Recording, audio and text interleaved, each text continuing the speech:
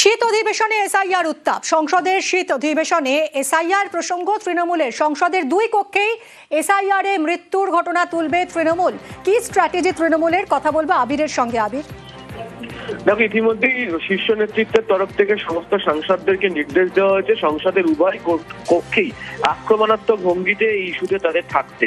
বিশেষত বিএলওদের যে মৃত্যুর ঘটনার প্রসঙ্গ এবং যেভাবে অপরিকল্পিতভাবে এসআইআর এর ঘটনা ঘটানো হচ্ছে তা নিয়ে তারা যেন সরব হন। যে শীতকালীন অধিবেশন শুরু হতে চলেছে, ইতিমধ্যেই সেই বিষয় নিয়ে লোকসভা এবং রাজ্যসভার সাংসদদের আলাদা করে নির্দেশ দেওয়া হয়েছে। পাশাপাশি সাংসদদেরকে বলা হয়েছে যে সুপ্রিম কোর্ট এবং হাইকোর্ট বলার পরও এখনো পর্যন্ত কেন কেন্দ্রীয় বরাদ্দের টাকা রাজ্য সরকারকে দেওয়া হচ্ছে না সেই প্রসঙ্গের কথা বারবার ধরে তুলতে।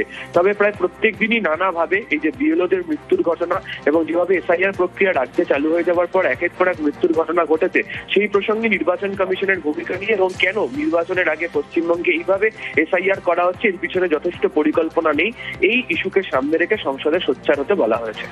ধন্যবাদ আবির।